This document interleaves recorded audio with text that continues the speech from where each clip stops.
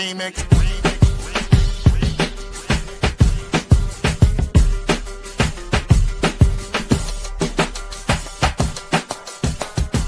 Remix. Remix. Remix.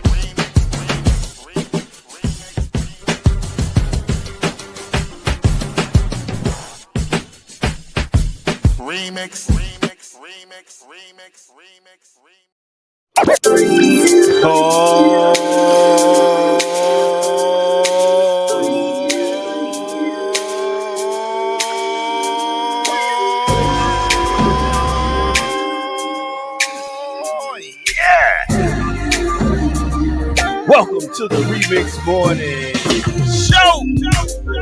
Right here on Black Liberation Media. In case you didn't know, I go by the name of the Ear Doctor, bringing you that boom bap reference right here on this beautiful December 3rd date. So come around and don't hate. I know you couldn't wait, but now it's time to contemplate and get down with the sister from Uptown who goes by the name of Jackie Lokma.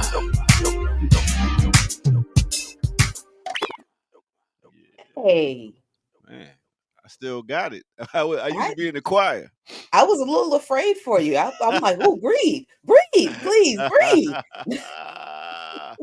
That's right. Big up to Friendship Baptist Church up in Trenton, New Jersey. Y'all know me. I slept and then got kicked out the choir. Them services be long. Was your choir director a middle-aged or older lady? A younger older lady? Okay, so she had the heels and the bob. Exactly. And she's directing the choir with her whole hands. What about 15 fans in the back pocket? Where the fans at?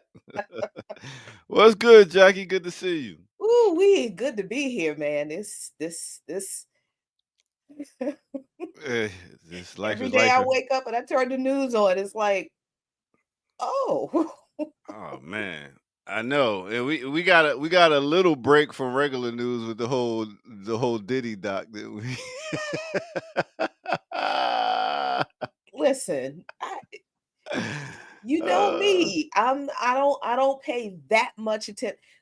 Like my whole relationship with celebrity it never has been like a thing. I've never been like, ooh, that's so and so. There's no reason for that. It's just I've never kind of been like that because I mean if I don't know you in real life and if you live like I don't know these people, so I don't really I don't care, right? I was trying to avoid saying that. Like I mean, it's entertainment. Should we care? But that's kind of I think that's the truth with me. And there isn't, and there never has been like a political reason for that. That's just kind of how I am. Like if you do not have any impact on my life, I don't care. I don't care about you. I just, other than in the general, I want all human beings to be well kind of sense. But like, I don't care what rich people do. And I've never been, that's never been like my thing, not even with music. But this thing with Diddy is fascinating. Like, so when you grow up kind of in a music influenced environment, because DC in the 80s and the 90s was like this great mixture of punk, emerging like thrash metal, and go-go at the so you had these three subcultures kind of meeting together in DC, and it was all driven by the music, and there was a lot of politics kind of mixed in that because of what was going on in the country at the time, during the Reagan administration, the crack epidemic, that kind of thing. So like musicians were all over the place. Here in DC, the 930 Club was a big deal. It was every influential alternative band, Nirvana, Red Hot Chili Peppers, Rob Zombie, Nona Hendrix, Mm. What's the a White Zombie, Mm. all of the punk bands, Bad Brains, Beefeater, Dirty Beefeater. Rotten Imbeciles, Cro Mags, uh, shoot, Scream, all of the punk bands. The DC was a center of music, and then you had Go Go, Chuck Brown, Trouble Funk, EU, your Junkyard. It was just great, and DC was also a big like 70s funk kind of. So DC was just this is a musical city, and people don't kind of realize it. And being a punk, I was kind of exposed to a lot of these musicians, but I still was not like, oh, that. I think the only person I ever had that kind of fangirly experience with was when I met Nona Hendrix. Mm. And that's because, have you seen her? Jesus Christ. Mm. I mean, Like, and this was like 30, 20, 25 years ago when oh my God, she was just, now, her voice was amazing. She was amazing. She was gorgeous. hmm. And I'm just like, wow. now, That's bring me back around. We were talking about Diddy's documentary. yes. So thank you. Thank you. Let me land. I'm landing the plane. It's windy. It's gonna be blowing all over the place. Yes. I haven't had most of my coffee. Thank you. I So was like, so what was we the talking about whole, again? yeah. So the whole bad boy hip hop era Yeah, was a big deal. yeah, It was a huge deal. yeah. It And there was. was a huge part of my early adulthood. I don't think there's a bad boy artist that I didn't like, just really, really like. Mm. And I don't think I realized, because it's just not something I think about, how much influence Sean Combs, because I'm sorry, Puff Daddy and Diddy have always been stupid names to me. I understand how Mhm. I never got that. But Yeah. I didn't, I don't think I really thought about how much of that music Sean Combs had his hands in. Um and that just makes it feel different. It really just, especially after seeing the additional stuff in Yeah. this documentary that we haven't seen before, which, I'm sorry, man, if people are still defending that pig, Yeah, it's wild. I mean, and then point we was talking about was how he was raised by his mom, and then his pops being a hustler or whatever street person, and then Mhm. the fact that he became who he was. Especially when we talk about toxic upbringings with. And I don't like to say it, but some mothers I be out here toxically upbringing I these can boys. I will say it, because I Yeah. know you can't say it. I know. I was like, I was like, here come the tomatoes. Who are you? No, no, I'm gonna say it. I'm gonna be the messy one today, Mm, because I'm watching this first episode, and they highlight his mom, and then everybody knows about his mom. mm, But apparently, Mama was an abuser. mm, Mama beat the shit out of that boy, mm. and all in the and I say this in the context I dressed him that, up like a pimp. Continue. yeah,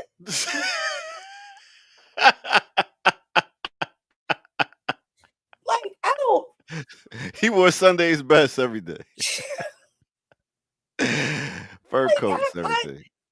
listen, people's class, whatever, because clearly this Sean Combs's thing is very focused on, being as rich as he possibly can be. And if that's how people raise their kids, to chase the bag and Hmm. to be something in this capitalist society, yeah, okay.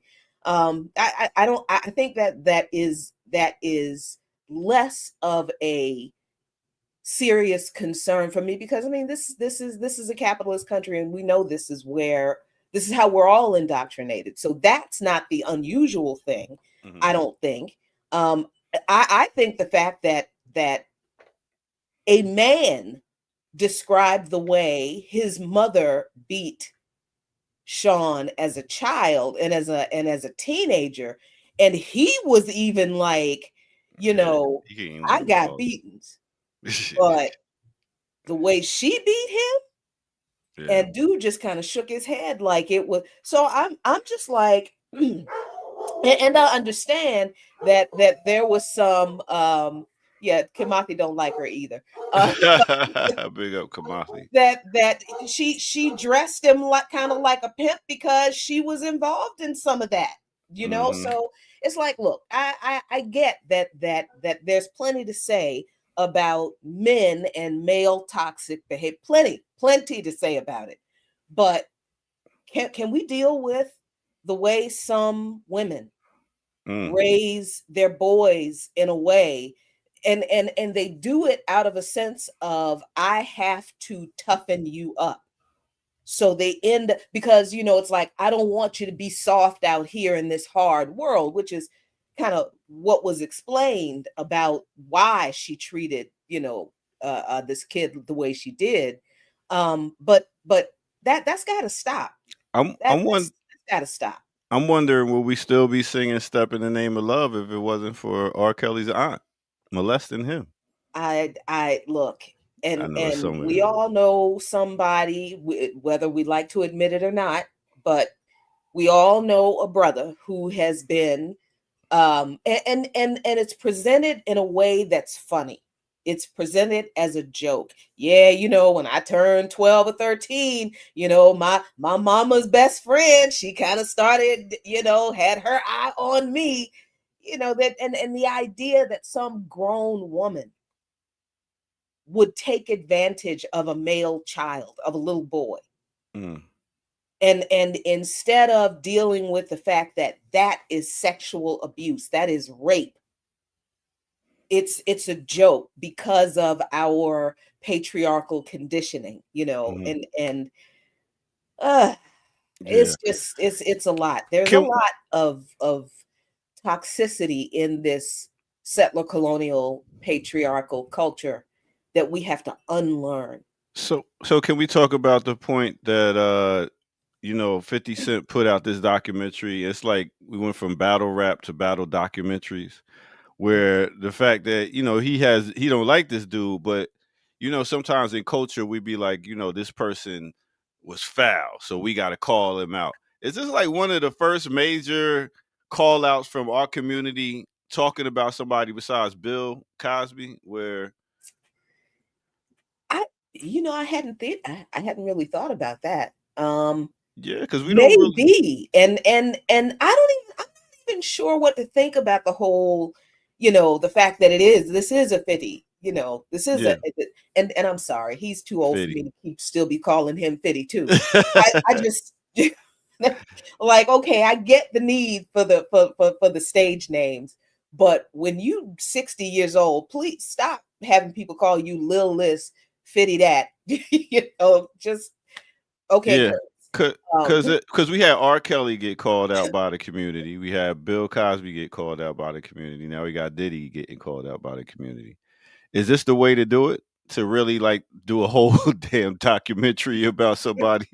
I I mean, that mean, 50 is a he don't give a blood. I he mean, does not. He doesn't. And on one hand, I'm looking at, because I didn't know when I watched the first episode, because I think I started watching the second episode and then I just kind of fell asleep.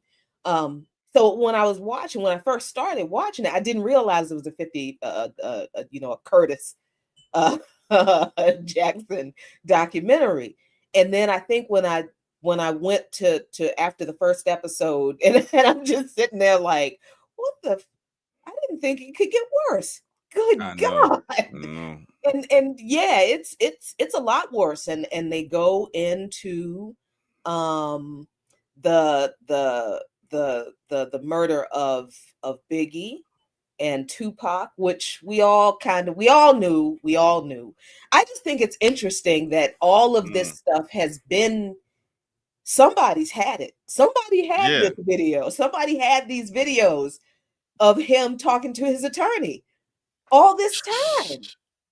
Just you just put it out, you save it up for that part is like, okay, yeah, that is petty. That is yeah. really good Well, grief. I'm sure he's like he's paying people like, yo, keep that on the low. Just don't. And then now they like, and TMZ is like, we'll pay you this much, and they're like, word. Yeah. So yeah, I mean, it's dirty, it's filthy, it's a bad look, and some people got to get called out for their bad intentions, and Yeah. this is a hell of a way to do it. So It but you ask, is this the way to do it? I'm not sure that other than doing what people have done, mhm. what the victims have done, which is exactly what they should have done. Um, After years of being terrorized, of being silenced, of being afraid to speak out because of who he is and how much power and influence that he had, um, that is obviously what the victims should have done, and I'm glad they did it. And Mhm. I'm glad that the trial happened, that he's in jail, he's in prison for Yeah. the sentencing and the trial going the way it did, notwithstanding he is in prison for, Mhm. say what you want about the sentence. But this other part of revealing the details of the past, that I looked at it, especially when they get into the stuff about Tupac and Biggie. I Mhm. looked at it once I realized, okay, this is a 50 documentary. I did kind of look at it from the perspective of like, dude, how did you did you have to hold on to all of this for this long? How long did you have this information? Were you really just being this petty? For you and I respect a good petty. I do.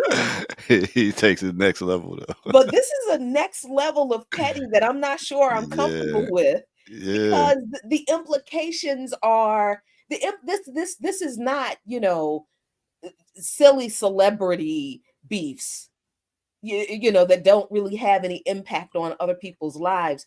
This is stuff that's connected to two murders, Mhm. and this all comes out in a documentary. How long did you have this information? Like, how did and but then seeing the people around him, the men around him, the co-founder of Bad Boy, and a couple other people, kind of chronicling how they witnessed the escalation of his abuse and the decline in his character, in his behavior. And it's like, okay, this is not, y'all watched this happen, you watched all of this happen, and you stuck around because the gravy train was good. Yeah. Yeah. That's how it'll be in a lot of camps, and a lot of yes men always around to be like, whatever you say, boss. Yeah, So, and then it gets to the point where, which I think is white, which might be the big lesson for a lot of people in this, when you hear from some of these men about the way Diddy ended up um taking advantage of them, ripping them off. mhm. And to me, that's also like, I kind of looked at that and I'm like, well, kind of sorry he did it to you, but if you watched him do all of this other stuff to all these other people, You didn't think why you do was you gonna get think? got? Yeah, like, you have seen the leopard eat everybody else's face, uh, and you thought the leopard was not going to turn around and look at you and be like, you could be tasty too. Well, I'm I just wondering. I'm wondering. I was wondering, was Diddy gonna do a Nino Brown and just start calling everybody out? Like, if I'm going down, you going down. He did it. She did it. They did it. They was with me. I'm wondering when the finger gonna start pointing, or is that the gangster Harlem mentality where you don't snitch on nobody, you take the rap? So might yeah, be. We'll see. and at this point, I think everybody knows so much about Diddy and his circle and who he influenced and who he elevated and who he did wrong and all that kind of stuff. Who could he point the finger at that we already don't know? You know, who it's all, and I'm sure there's plenty that has never been told, and of course he's never actually going to admit that he did any of this stuff, anything, nothing. He's not going to admit to threatening the co-founder of Bad Boy Records to give him back his stock that he gave him in the company. And dude did it because he's like, well, I didn't want to do it, but you know, it's Diddy. Like, so y'all, nobody. I get that, you know, your economic stability is tied to this person, but principles and morals don't mean anything. That's the thing that blows my mind. Like, nobody, none of all of these people had any kind of more. So do you see why I get stuck on when people do and say things that are unprincipled, like for no reason, just so they can get attention? Yeah. That's what this kind of thing is, and it really is just a bunch of people enabling somebody that at any time somebody could have pulled aside and said, motherfucker, stop this shit. Yeah. Like, this is, you are blowing up. This, you are too big for this. This is, you gonna crash and burn. Stop and get away from him. But who did, other than his victims? Yeah, and then one of the guys said that he knew he could just throw money at whatever problems came along, and it's just like, whatever, man. Who word they gonna take, mine or yours? Right, Like, come on, right, I'll yeah, pay them to give them my word. So what are you talking about? So yeah, yeah. yes, it was a lot. And I know, and I haven't even watched the rest of it, Me and I'm neither. I'm Just just one like, oh my episode. I'm like, I gotta watch it in sets because it's too god. much. All I right. mean, yeah, well. Well, anyway, welcome out to the Remix Morning Show. It's looking like it's the Me and Jackie show today. So uh we have some things going on. People in the streets outside doing their thing. Big up to Ricky Ryan. Big up to Claudia. Hmm. And what's going on with Bat real quick? What's the latest? What y'all doing before we take a first break? Oh, what aren't we doing? We are gearing up to support another um, national action against war in Venezuela this weekend. Hmm. And so there will be more details coming out about that. But that's all over. That we are, that's a situation that I think we're all closely watching. And yeah, I will be in New York this weekend, though. What? Um, What you yep, doing up there?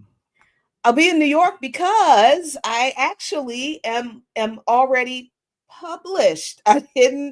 I didn't realize, or I just wasn't paying any attention. Wait a This minute. book. Wait. Let's get this screen popping. What's this right here? So China, everything changed. China Oh, changes changes everything. everything. See, I read This, backwards. yeah, this book is a compilation of essays written by people who visited China with the Friends of Socialist China delegation earlier this year. A bunch of people contributed to this book. Margaret Kimberly, Danny Haifong, Dr. Gerald Horn, Pavel Wargon, Ken Hammond.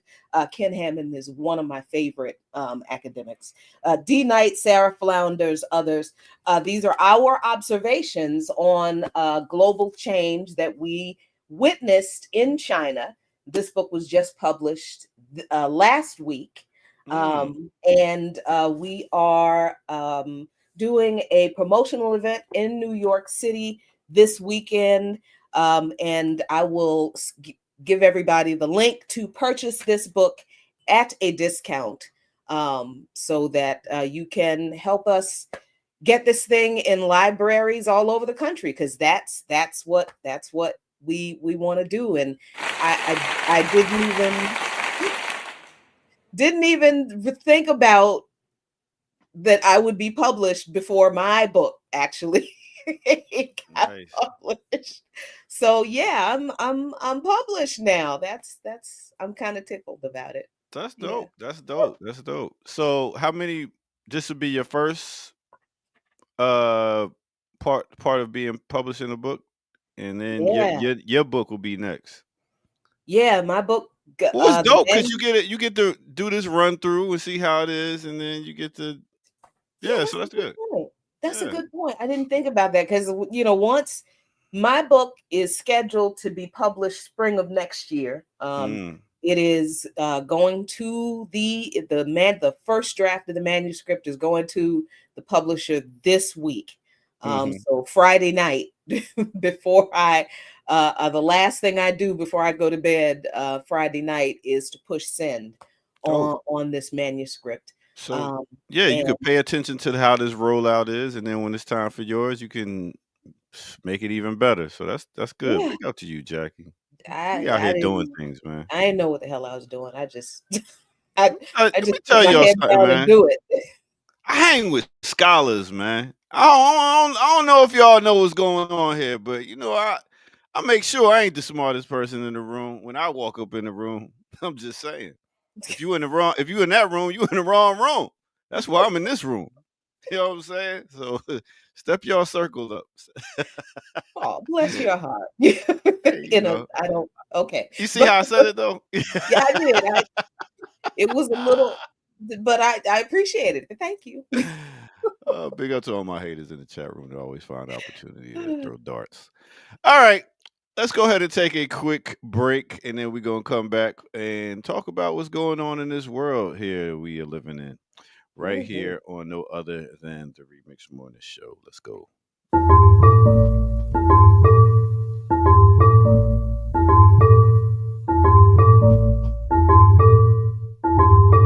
Oh, welcome to the Remix Morning Show. Let's get that right there so you'll know. Let's do a remix on the remix, y'all. I don't, I,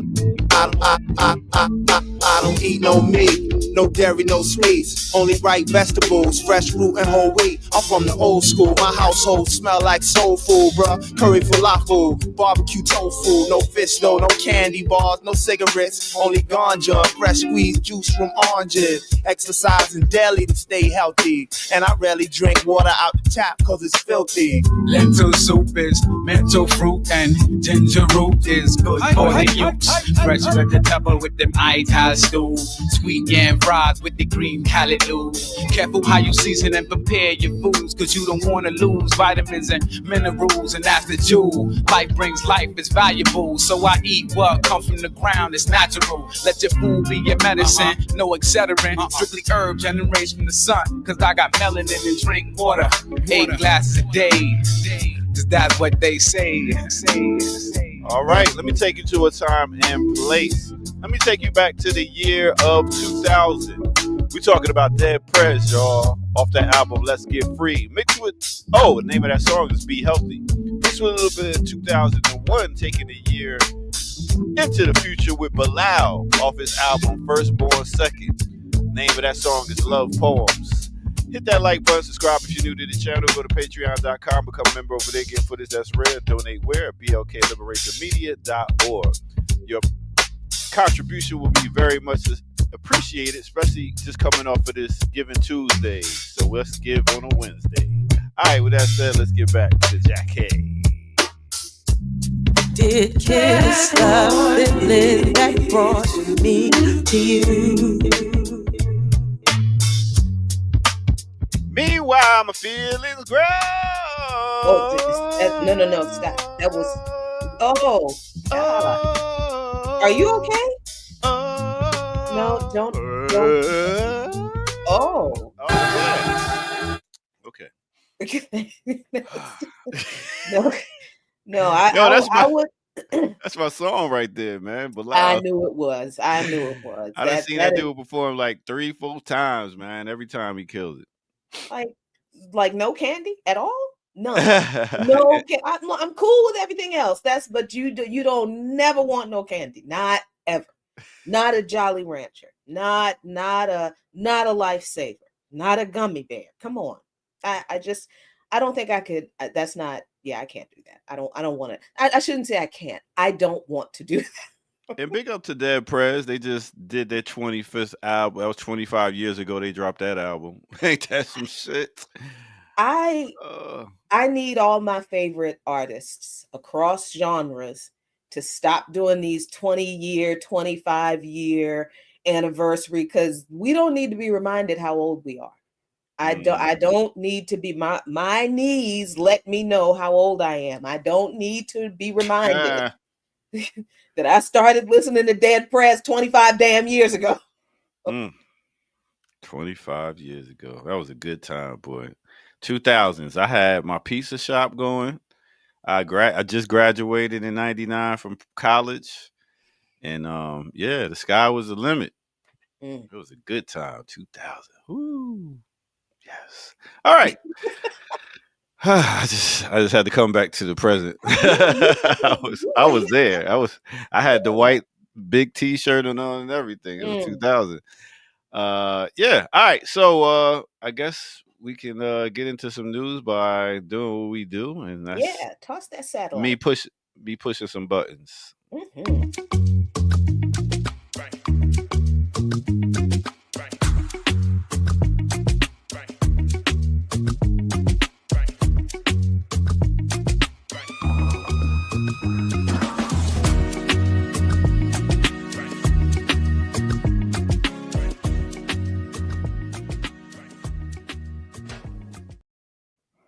All right. Once again, welcome out to the Remix Morning Show. We do this every Tuesday through Friday, 8 a.m. to 10 a.m. Hit that like button, subscribe, and tell a friend to tell a friend it's on again. I am the ear doctor. That's Jackie Lukeman. Welcome out. Yes, Lord. Listen. So the Trump administration is doing what cowards and bullies do. Like, when you do what the bully says, because the bully is a bully, and then the bully gets caught, you know the bully is going to turn on you, right? You know that the bully is going to say, I didn't tell him that he did it.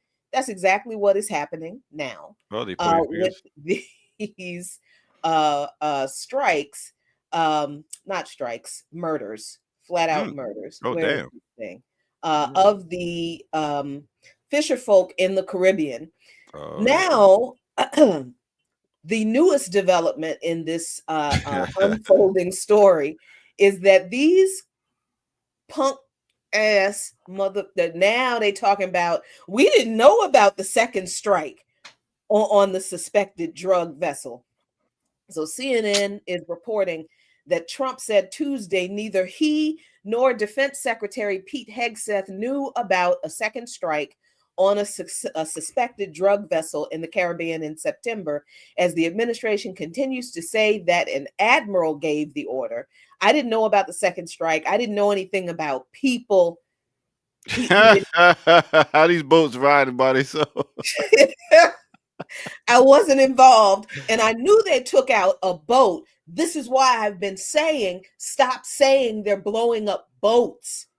They're blowing up people. Yeah. They try to take the human aspect out of it. Like, it's just a boat. Right. Wow. But he said, but I would say this, they had a strike. The president said that Hegseth was satisfied with the strike, but didn't know about a second attack having to do with people. What do you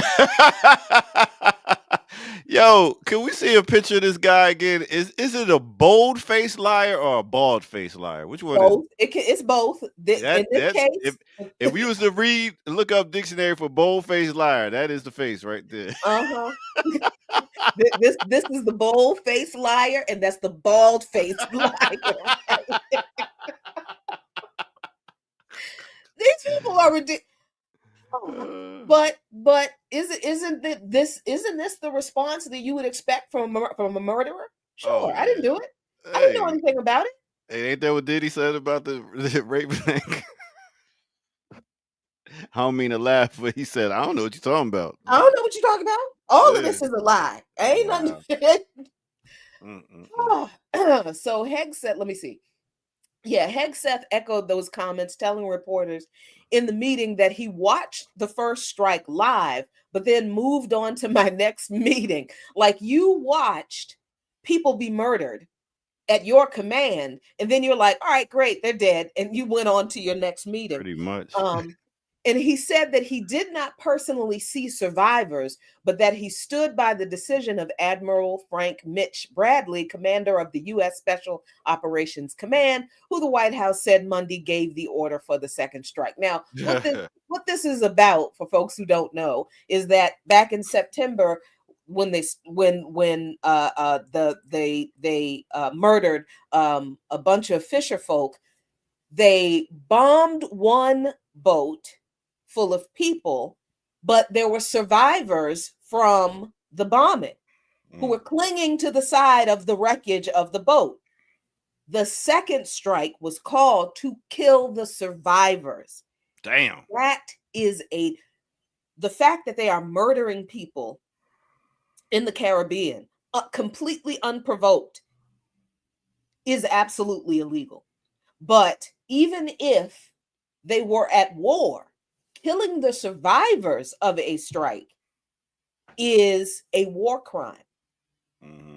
That is illegal on an international level. Now, we can certainly have the conversation about the validity of international law, of what it means to say that somebody has committed a war crime when we're talking about a settler colony that has committed several genocides and is supporting several other genocides right now. So, and who's going to prosecute war criminals? Because we're not in a Nuremberg moment. There is no institution that has any legitimacy anymore that we can trust to actually prosecute war criminals. Because I'm not going to hold my breath on seeing what happens to anybody involved in the genocide in Palestine, in Sudan, and in Congo.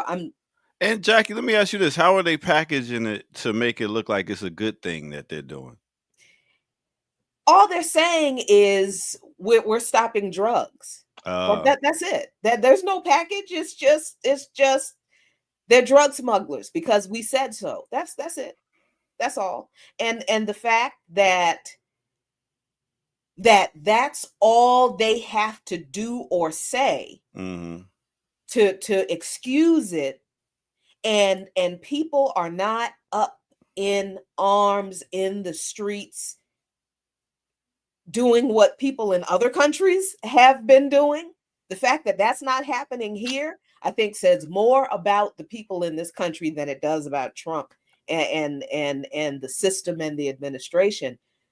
The people in this country are the indoctrination is complete, y'all. I mean, the biggest drug dealers, FDA, CVS. I mean, those are drug dealers. They do it every day right in front of your face. Pfizer, the Sackler Corporation. How come ain't nobody carrying out strikes on the Sackler Corporation and the people who make OxyContin still? Because ain't that what it was? Well, maybe ain't that what it was about weed? Like a long time ago, it's like they ain't find a way to tax it, so they like, so this is some money coming in that they can't get a piece of, so they like, nah, fuck that. We got to get. If a Nick bag gets sold, I want in. Right. I want my cut. I want my cut. And then we're gonna criminalize the use so that our friends can make money out of putting you in prison. Yeah. We got a whole judicial system set up. We got everything set up to get this money. Stop playing. Yeah. So what is this the admission or the claim by these people that they didn't know anything about the second strike? They're saying this because Admiral Frank Bradley is in the hot seat because he's being blamed for making the decision to carry out what is called the double tap, and that is doing what we all say that the good guy in the movies never does, and that's to make sure that their enemy is dead. Yeah. So that's what he did. But these are people who didn't do anything to anybody, and he, I am sure, did push the button or give the order, but I don't think he gave the order himself. That shit came from Trump and Hegseth, and we know it did. Yeah. But of course, they're telling him to fall on his sword. So the New York Times is reporting that this former Navy SEAL and current Admiral Frank Mitchell Bradley, known as Mitch to his peers, has ordered and carried out military strikes against targets in Afghanistan, Yemen, and other war zones over the decades. He drew little attention outside the smoke and mirrors world of military special operations, but now he's facing his biggest professional challenge in public. It's not that he has not done disgusting war criminal things before. They basically just told you he did. Like, he's not making friends. Nah. In the military all this time in Afghanistan and Yemen and Syria, he been killing civilians. That's natural born killer. That's his job. The only difference now is he is taking the fall for killing civilians in Venezuela, in the Caribbean. That's what he's taking the fall for, because this whole thing is patently, obviously, transparently illegal. And it's being done to try to provoke Venezuela into a response, so the U.S. can say, "Oh, they struck out against us. Now we're going to have to bomb the shit out of them," right? So the New York Times says, after years following orders with clear rules of engagement, that's a damn lie.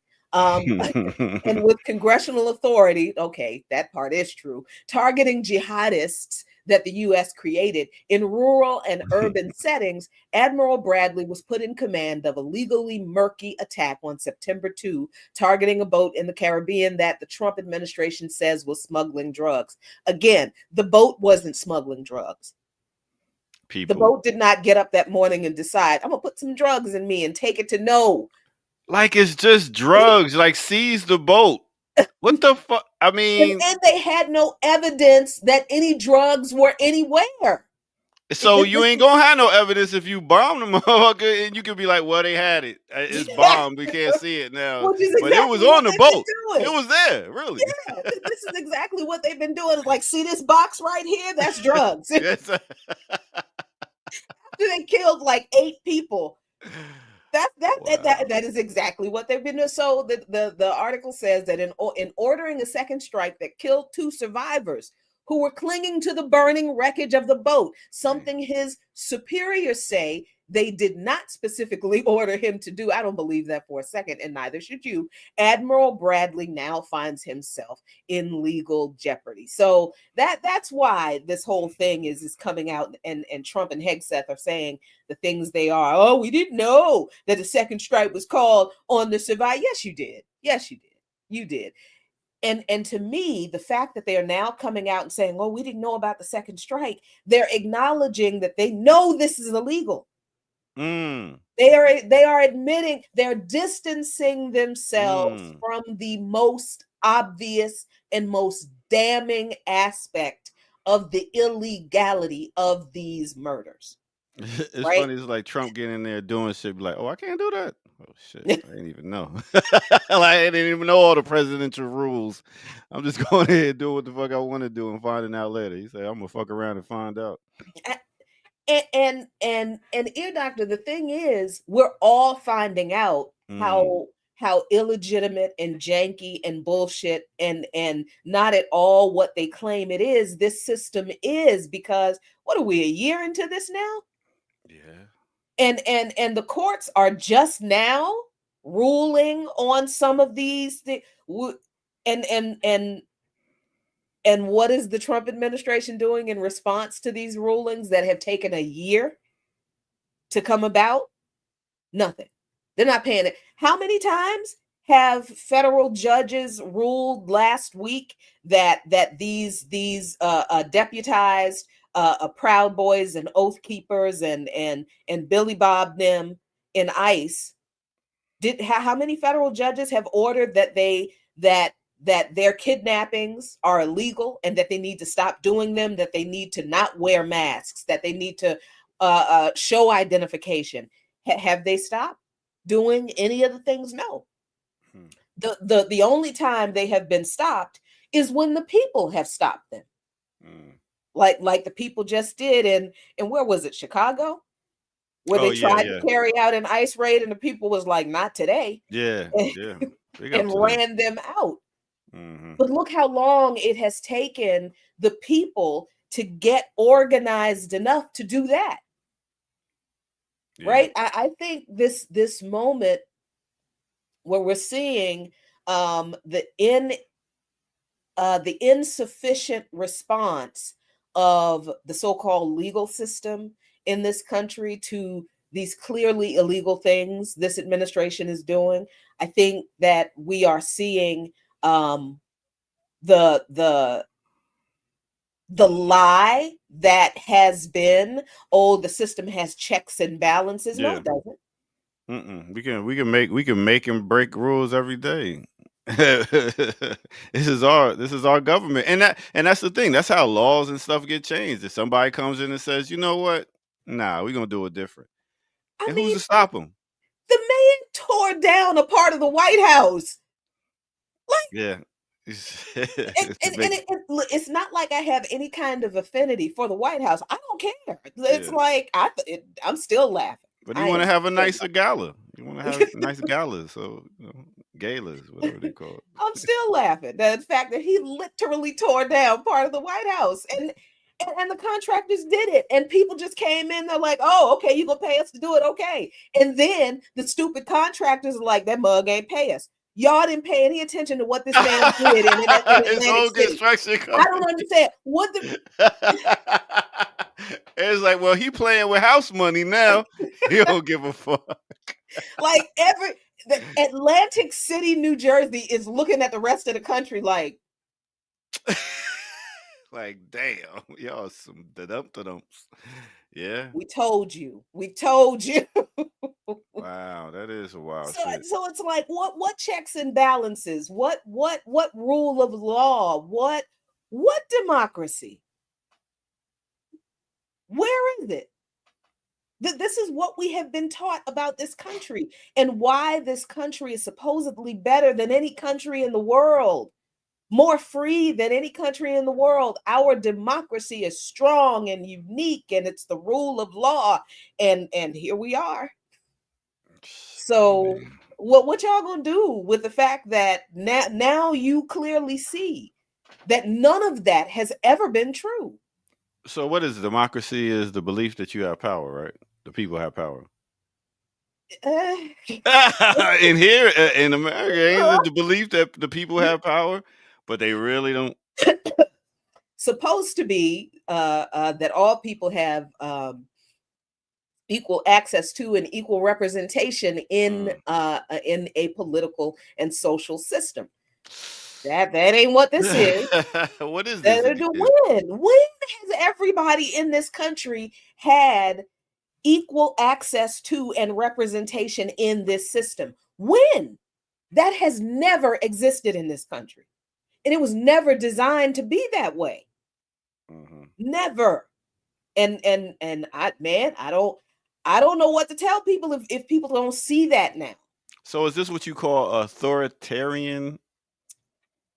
Okay, that's Authoritarianism. another way of saying a dictatorship I in a mean, way.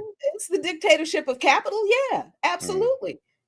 Absolutely. Because look, what's the only industry that makes money in this country? War. There's nothing else. There's other than big tech. And they're Yeah. tied to the surveillance and military industrial complex. Yeah. What does America produce?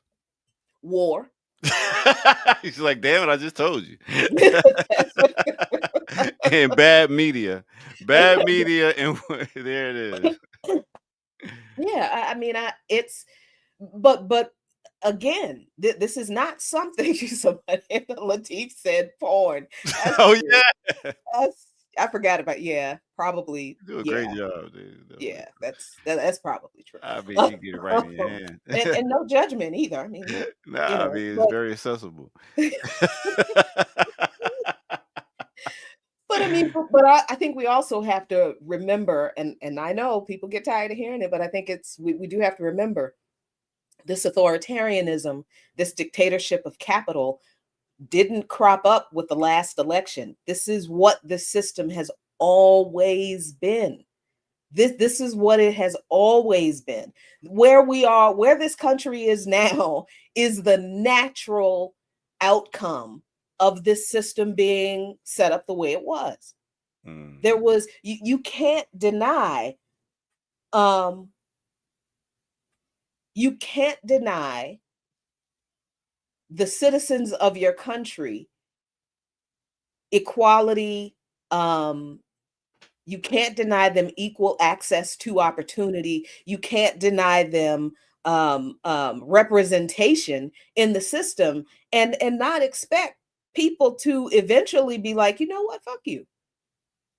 I'm not buying into this. I'm not doing this. So this is why we have such a low voter engagement in this country, partially because the system was never designed for everybody to be engaged in the electoral process. That was not how the system was designed. Especially when you gotta go to work. Like, like I'm not taking off work to go vote for somebody, and I'm not, and a lot of things are like local, and then you see something that's not local to vote on. You're like, that shit is going on over there. What the fuck they got to do with me? And Right. then even in the local thing, it's like they gonna do what they gonna do, no Right. matter who gets in there, because it's almost like we always had this image that we can sway a politician to do stuff for the people. Like, I'm trying to remember when the last time a politician actually got in and did that. Besides the brother from New York, the politician from New York back in the we had him. He's a good brother. He got a wife and everything. I forget his name. Which he was Dinkins? No, not a mayor. He was a councilman or something like that. I forget. Oh. But anyway, I'm just trying to remember last time we had a politician that was really for the people. Can you name one? I mean, I think there have been some. Are you talking about Charles Barron? Yeah, yeah. And he's a really dope brother too. I'm thinking of Chokwe Lumumba, and definitely. Antar Lumumba, down in Jackson, Mississippi. Yep. There are a handful, but this is kind of the problem I think that we have. We believe the system. We continue to engage with this electoral system as if it's legitimate, even though we've had all our whole life. We know that the system has not done for us what we have needed it to do, but we keep voting for a different person, or voting for someone who is at least not as bad as the other guy. Because the devil we know is at least, we know what we're going to get with that devil. Yeah. Right. And it's like not knowing what we're going to get is more terrifying than knowing, being used to the regular ass kicking that we get from the politicians that we know. We don't want to get used to a new ass kicking, or an ass kicking that we don't know if it's going to be worse. Right. Yeah. This is kind of the thinking that people have. And instead of looking at the entire system and how it was designed and how it actually works and who it really serves, we're still focusing on if we can elect a person to an office, maybe things will get better. How? If the office and the system that the office exists in creates these conditions, how is that one person in that office going to make any difference whatsoever? Yeah. They're not. What are your thoughts about what about Adam Clayton Powell? Was he able to do it? Oh, I mean, in a minor. That was a whole. I think that was a different. There was a different political time. I think where we thought, and I've been thinking about this a lot. Where I think there was certainly a time where our people believed because our liberation was so new, right? And we believe that, okay, now if we can get some political power, we can shape this thing to Mm, be better than what it was. We're not there anymore. mm, And I think there were plenty of African organizers and politicians, and certainly leaders who even then knew that that wasn't true. I yeah. mean, that's Malcolm X, the whole, but I do think that there was a time when yeah, our leaders like Adam Clayton Powell, and look, individuals, this is the problem with focusing on individuals, because people are people, Hmm. right? And people are not perfect, and people make compromises that they think are good for the moment, and you look back on it and you're like, why the hell would you do that? Right? So Hmm. this is why I don't like talking about, well, what about this person? Well, Yeah. what about that person? Because the more you start digging into what individual people actually did politically in the Hmm. political system in particular, that's when you're just like, oh, I didn't need to know that. Yeah, because you had a few standout things, like you would think Maynard Jackson. He was able to, get people, the black people that's work at the airport, making sure that they got representation in banks and everything like that. Well, you got to put people in place. Another person I thought about was would we say Maxine Waters To some degree. to Like some I degree. remember when I was in high school, Maxine Waters was a hero because of the hearings that she did on the crack epidemic. Mm. Nobody else did that. Nobody else did that. Other her and what was the white politician's name that pushed the I can't remember his name, that pushed for the hearing, Mm. and actually had congressional hearings, um, um, with the CIA. Mm. And of course, they lied. They investigated themselves and found that they did nothing wrong, that there was no drug trafficking, but no, that was a lie. And she did expose that. Um, I like what Sailor said right here.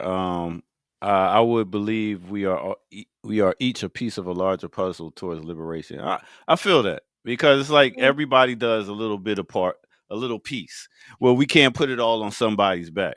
So I think if well, we continue to piece it together, if yeah, okay, somebody no, stays in their lane and no, does what they do good, yeah, no, but everybody can't do everything. no, Like okay.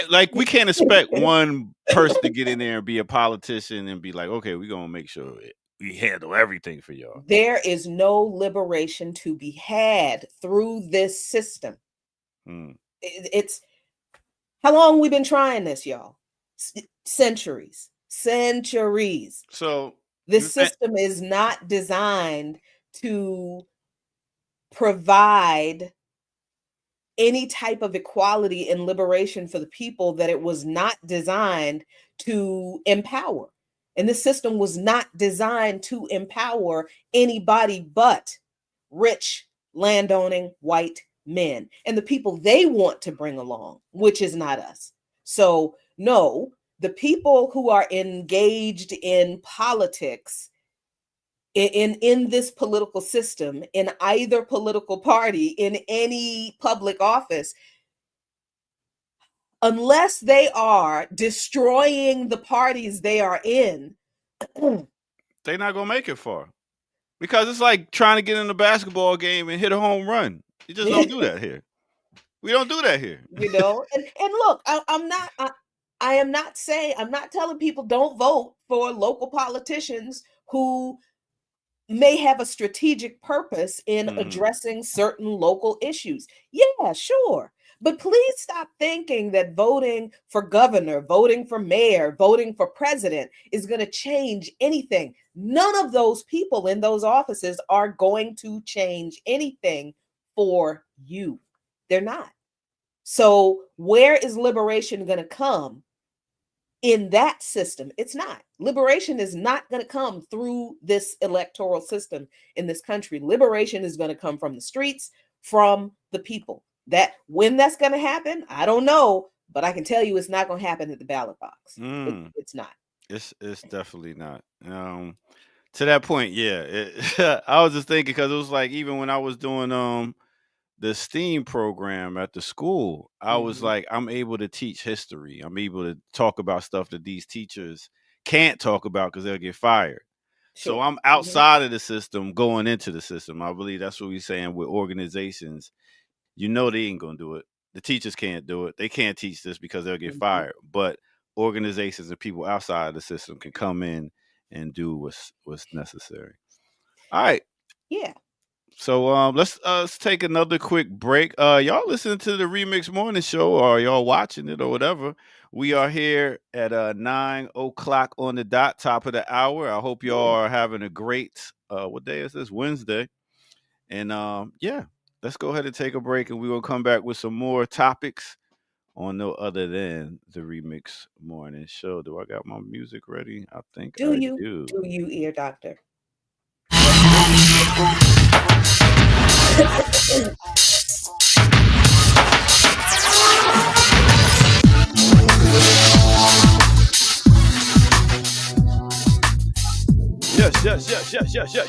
Yes. Big up to all my people out there.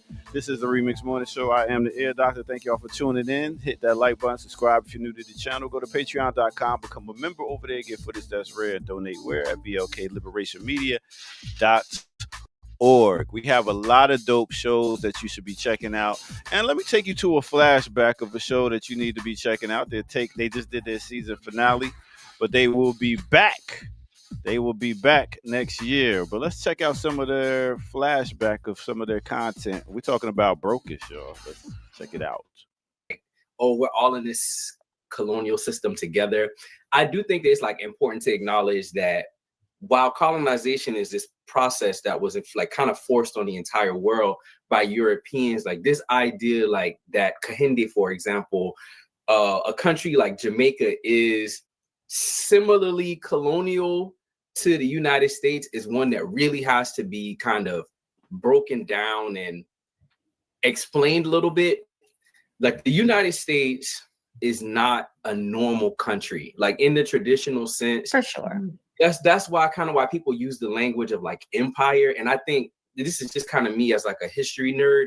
I think the United States kind of gave up that status somewhere around like 1890, the 1890s during the Spanish American War, when the United States decided that it was beneficial for them to sort of join in on the game of imperialism and to start collecting countries to add sort of to their pocket. So Spanish American War is when the US picks up Hawaii, the Philippines, Guam, Puerto Rico, and obviously Cuba. And so I think that's like the beginning, right? And from there, the United States is going to continue to expand. Ooh, man, he's dropping some gems on there. Go ahead and make sure y'all check out Brokers. That was a dope episode right there with Siafu Mac and Kayende. Did I get that right? I hope so. If not, you know what it is. Jackie shaking her head. She know I did. All right. Well, anyway, let's get back to it right here on the Remix Morning Show.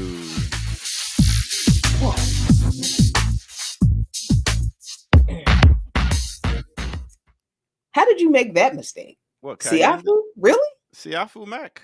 I No. said that wrong? Yes, you did. Don't go ahead and do it so I don't fuck it up again. Salifu. Salifu. Okay. Yes. All right. Salifu. Salifu. Okay, I got it. Yeah. Learn something new every I day. mean, I think that's what people and I think I've become kind of obsessed with connections, and I feel like that's just kind of what anti-imperialism does to you. It does force you to see everything is connected, because quite honestly, everything is connected. We are all connected to everything else that is going on in the world. We just don't know that we are, because we are indoctrinated in this country to believe that we are unique. Right? That we, this country, meaning this country, that we are unique. We're different from the rest of the world. This country is special. That's what we're indoctrinated to believe. That there's something. The freedoms that we have. Yeah, divinely unique about America. Ain't a damn thing. Ain't nothing. but I also recognize we believe that this country is better than everywhere else in the world because we don't go anywhere. And we don't go Mm. anywhere because we're broke.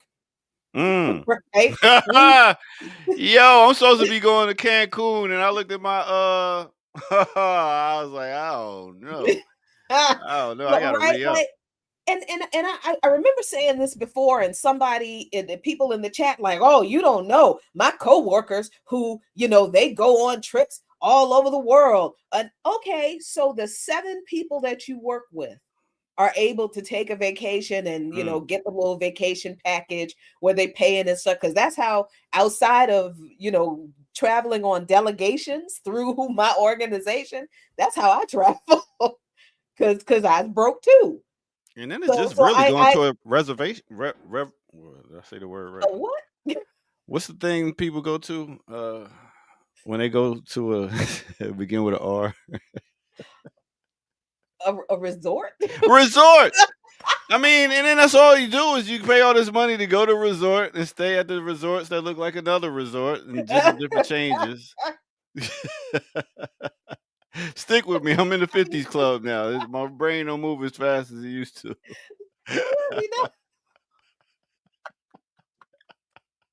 This is live, y'all. Welcome to the Remix Morning Show. Well, my brain be catching up sometimes. I can't laugh too much. You know. Why would you get stuck on a word? Be like, God damn, what's that word again? Trying to write and had to take 2 hours because I'm like, what the fuck is the word I'm trying to And then you think of it like an hour later, like, right. that's it. That's it. All right. Whew, my bad. No, but I mean, this is I think I think it's a big deal. I do think it is a big deal that it is made so expensive for international travel, for travel in general in this country, because it doesn't make any sense that it costs as much money as it does to catch Amtrak from DC to New York. That's crazy. Trains is wild. That's insane. Yeah. Right. And the fact that that is the only rail option that exists in this country is Amtrak now, right? And air travel is as expensive as it is. But even before you get off the ground, whether it's in a car or you know, train or bus or plane, passport, it's over $100.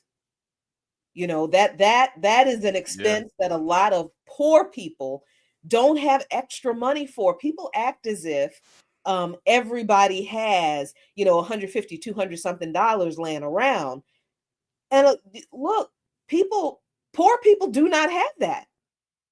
They do not have that money. So yeah, a lot of people, millions of people in this country will never be able to travel outside of this country because they literally cannot afford the documentation to facilitate them doing that. And why is the Amtrak using solar panels by now? Like, why are they still? Their price should go down by now. I mean, do you still need to use coal? I mean, how did they? I'm confused. I mean, and oh, but then think about it. I'm like thinking of all of the cost of just if I want to visit family in another state. Think about the cost of that. If you don't have a car, you have to pay for how you're going to get there, which means a ticket either on a bus or the train or the plane. We already talked about the train being expensive. Airfare is ridiculous, getting more ridiculous. But what about if you have a car? Well, how about gas? Gas is not cheap. Man. Right. And if you're driving 12, 13 hours, you either need somebody to help you drive or you're going to have to stop at a hotel to rest. That's not cheap. Right. So everything we want to do in order to just learn basic stuff about other people who are different from us, even in this country, costs money that working and poor people do not have. Yeah, I mean, I've done weddings in parts of Georgia where they've never seen a black person, like face to face. I am Mhm, not lying. I was like, mhm, really? mhm, So yeah, and then the only way they learn about stuff is through TV, media, and you know what they're gonna show you. mhm. I mean, um, so when you do travel to other countries and you see that people are people everywhere. People are basically the same. We all have the same. We literally, most people really do want the same thing. I don't care where you go.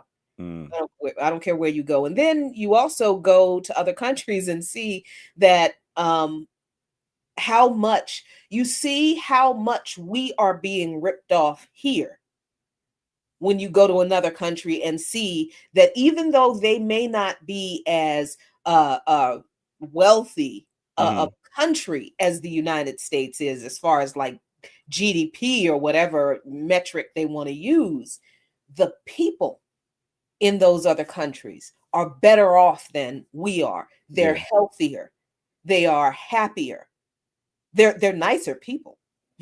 I think we got to uncolonize our mind of thinking what's rich and what's wealthy.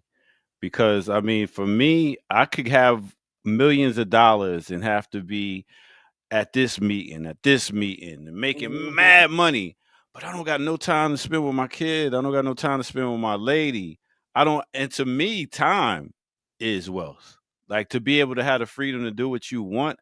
Like I've been looked at crazy. Like I'm like, I don't care about making a lot of money. I care about making a lot of memories and a lot of time and moments. mhm. So I think for me, that's wealth.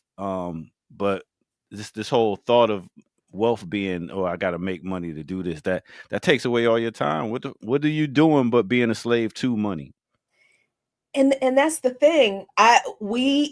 We don't understand that that's the situation we are in because we focus all of our time. We know that you don't survive in this country if you're poor.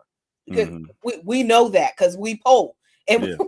we are doing everything we can do to hang on, understanding that we're not getting any help from this country to hang on. So they don't care if we die because they're not changing any of the things that make it so difficult for us to survive, Yeah. right? Instinctively. I don't care if people don't know the language, if they don't know what imperialism is, if they don't understand internal colonization, I don't care. People Hmm. understand that, Yeah. right? People know when we organizers say people understand their material conditions, that's what we mean. People know how hard it is for them to survive. And they also know they are not getting any help whatsoever from any elected politician at any level to make that struggle less intense for them. Yeah. So poor people in this country know how bad this country is. And most people are really so focused on being able to survive when they stop working. Hmm. That's really what a lot of working Retirement. people, yeah, Yeah. and they're not focused on retirement because they're looking forward to traveling and enjoying life and seeing the country and being with friends and developing whatever their hobbies and interests are with all of this free time. It's all about how am I going to keep a roof over my head, food on my table, and my medicine in the medicine cabinet when I'm not working anymore. Yeah. It's like we all on a whole stroll. I Oh, mean, we oh, pretty much oh, gotta pay our pimps every month. We got the gas company, we got rent, we got we got food. 5 pimps Yeah, we got so many pimps. I mean, we gotta pay them every month, and if we don't, this is a problem. We're gonna get our ass beat. because that Pepco is a We're motherfucker. gonna be That out on the Pepco street don't care. if we don't pay our pimps. We're gonna be out on the street, and that's really what it is. Pepco is like, oh, you turn the heat on? Oh, you want to be warm? $400 heifer. four hundred Exactly, dollars. exactly. We gotta go get that money. We gotta go get it. Oh my God. And this is And the illusion of freedom. This is the illusion of democracy. This is the illusion that, yes, you know, that's it. And then when you go to other countries and you see how happy other people are, who they seem to have physically, like these people in Cuba aren't living in mansions. You know, the infrastructure in Cuba has not been updated since the revolution by design, because that's what the blockade has done. And those people have done everything in the world. Those are some incredibly creative and resilient people, but they love their country and they are happy, and they will share whatever they have with you because they're good human beings. They're decent human beings. They understand. They see themselves as citizens of the world. Same with folks in Venezuela. Same with folks, believe it or not, same with folks in China. But then you We're also not raised to be individualistic. Yeah. they are not. It's a part of their culture is communalism. Their culture is community. That they have a culture of we, us. We as a nation do not succeed unless we as a people are well. That is the overarching kind of cultural ideology in a lot of these countries.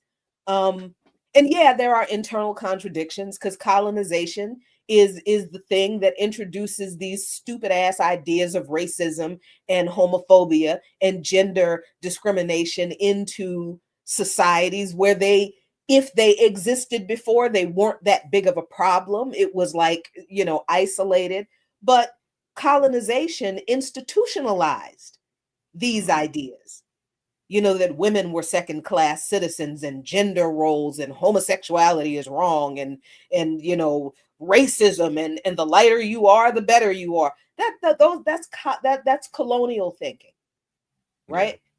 So these societies are also like, and Cuba is a good example of still engaged very intensely in Cuba's case, in very engaged in still decolonizing themselves and their societies from some of these ideas.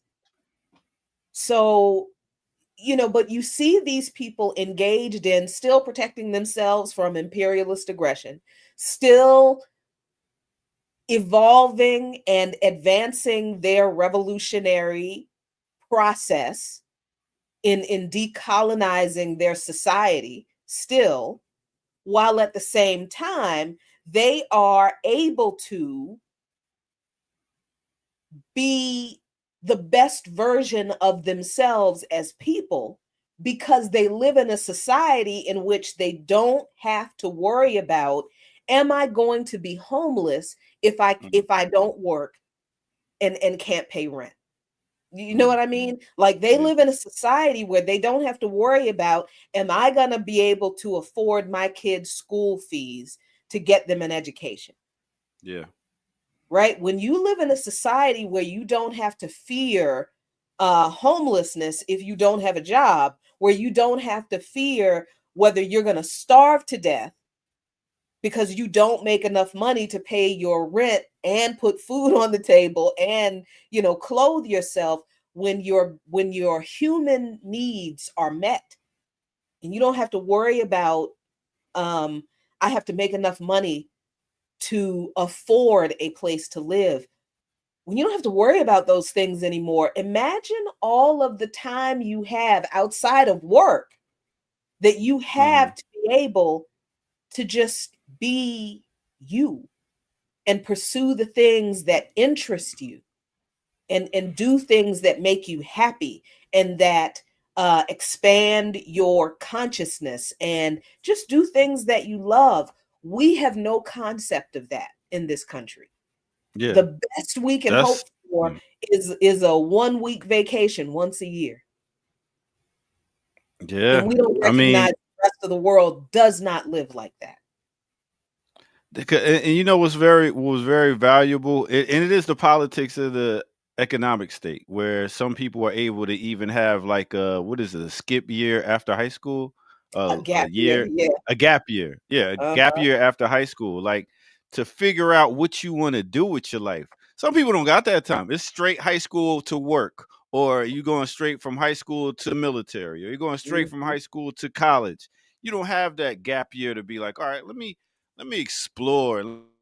let me figure out what I want to do in life. Let me see other opportunities instead of being funneled into something that my parents have done or something like that.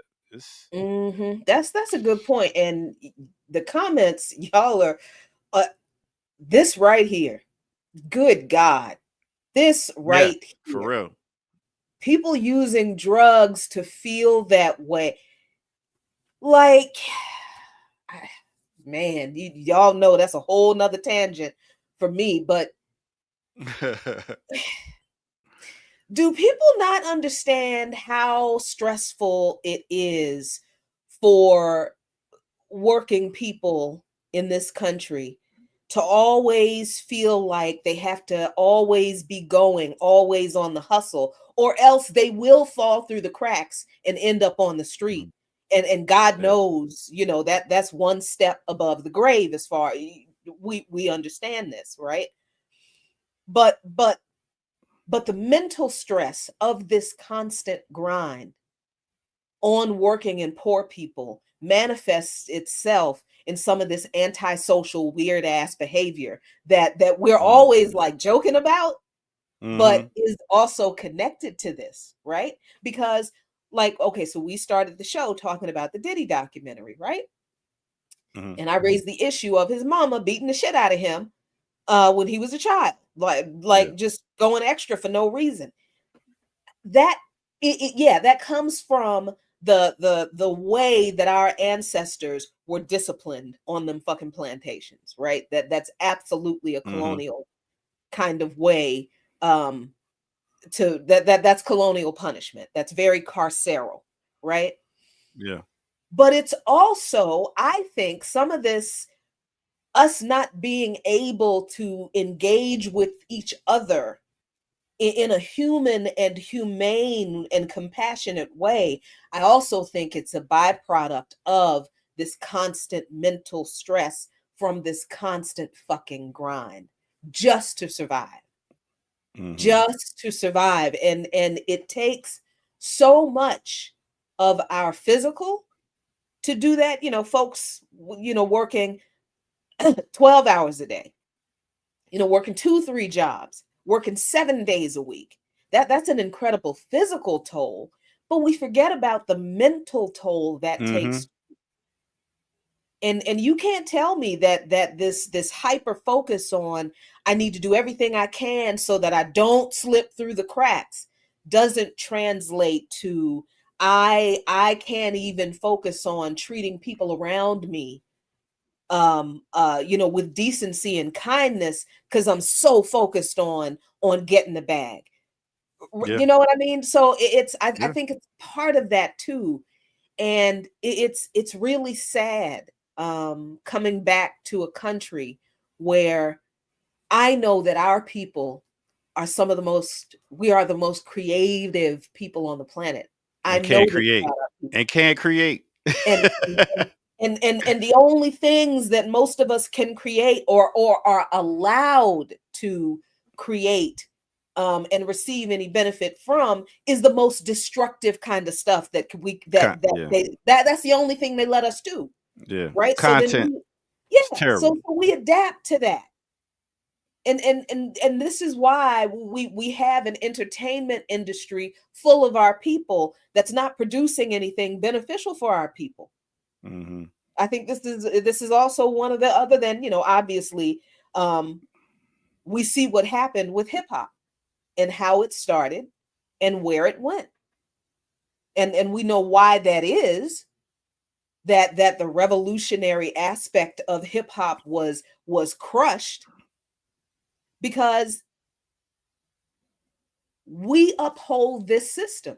We uphold our own oppression by continuing to support this. We uphold our own oppression because damn it, we ain't organizing. We are not organizing to destroy this thing.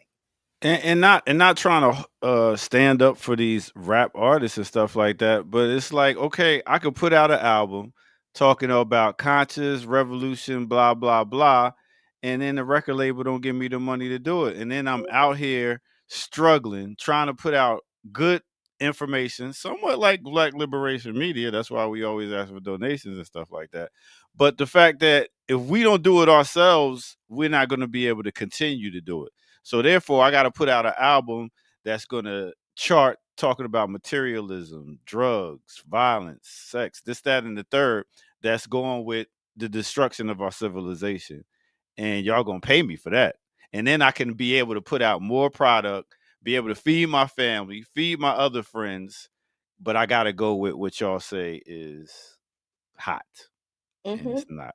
And we're actually prisoners of war, and we don't really realize that. So therefore, we just going along with everything and thinking it's all good. And once we really realize that we are prisoners of war, we'll stop being like, okay, well, this is freedom, this is good. No, this is exactly what they got you and what you doing, and we're doing it. That Mm-hmm. was a lot for me, but go That was yeah, ahead. yeah. Nah, I just be thinking about pondering. You know how to ponder something. Pondering. Oh, we Yeah. ponder now. Okay, Oh, I've okay. been pondering. The book is still coming out in the album. You Knock didn't upon ponder. this. You just figured Knock that word out. Okay. Nakaponders. I'm just trying to figure all this shit out.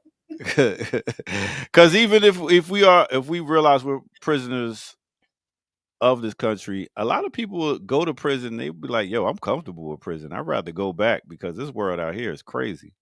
Mm-hmm. So And yeah, mhm. go ahead. No, No, go ahead. no, you finish. Go ahead. No, I was just saying this world is crazy out here. I'd rather go back to prison. So some people are like, "Yo, I'd rather be in this system than try to fight against it because it's too hard." I think that's true. And oh boy, people. Um, this analysis may not be true for every single artist. I'm not interested in getting into the thought process of individual people. I don't give a shit. I don't care. I'm talking about a system. Everybody wants to keep on, a an individual person. I don't care. It's that Beyonce is not the problem. The problem is the system that creates, facilitates, and uses a Beyonce to convey a particular message. So we want to focus on what Beyonce is thinking when she does the things she does, why she agreed to do the cowboy guy. I don't care. I don't care what Beyonce was thinking. I want us to understand why it was important that a Beyonce presented such a thing to a particular audience.